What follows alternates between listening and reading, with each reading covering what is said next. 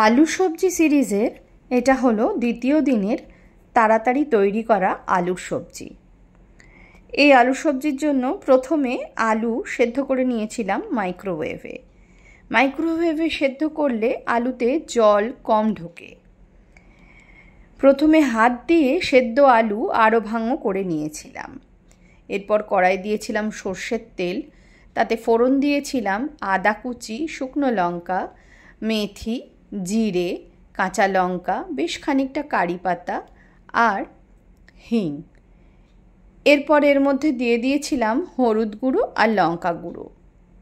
এবার আরও ভাঙো আলু সেদ্ধ এর মধ্যে দিয়ে ভালো করে নাড়াচাড়া করে নিয়েছিলাম। কিছুক্ষণ নাড়াচাড়া করবার পর এতে দিয়েছিলাম নুন, ধনে গুঁড়ো।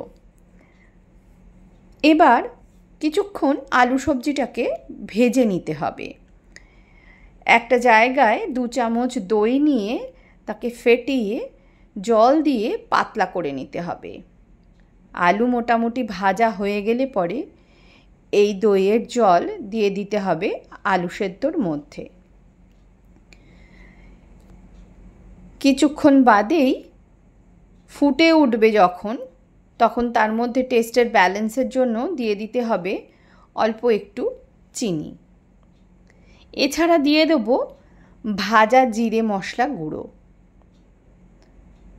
কিছুক্ষণ নাড়ানাড়ি করলে ফুটে উঠবে এবং রেডি হয়ে যাবে এই ঝটপট আলুর সবজি।